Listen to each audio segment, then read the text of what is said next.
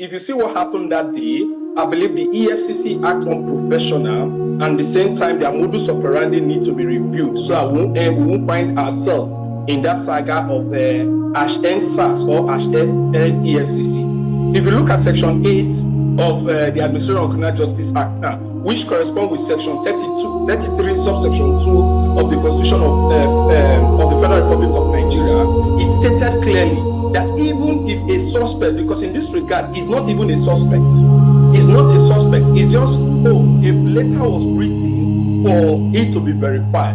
So it's not a suspect. The EFCC went in based on their statement and based on the statement of the University Teaching Hospital. The EFCC went in for inquiries.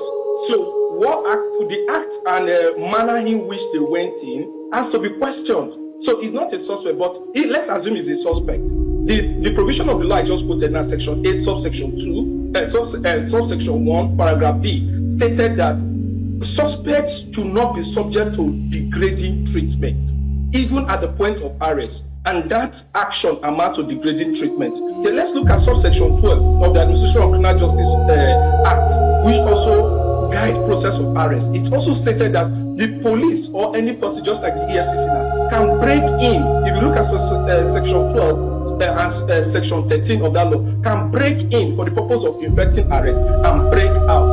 Now, let's look at it from this holistic point.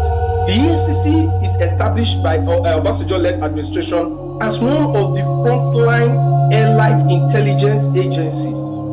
So they would have gathered their intelligence. They have the power to invite. They have the power to, even if the power to invite is subjected, they have the right to go to court, to subpoena any member of that institution to come to court. So if they have that right, with the action, they don't really have that power to have carry out that operation they carry out yesterday. They don't have that power. They carry out at the facility. They don't have that. They don't have that power for the purpose of going for inquiry, not for arrest, and not even as a suspect when what they did. But the hospital is one of an essential institution in Nigeria that has to do with life.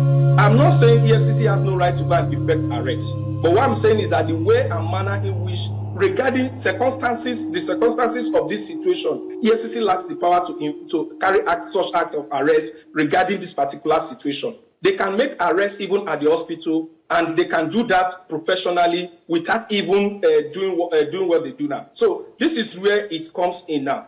As EFCC should understand that they are law enforcement agency, they should also understand that there are bureaucracy in every other organization, every other government parastatal. The bureaucracy include verification of process, or app informations are processed and forwarded.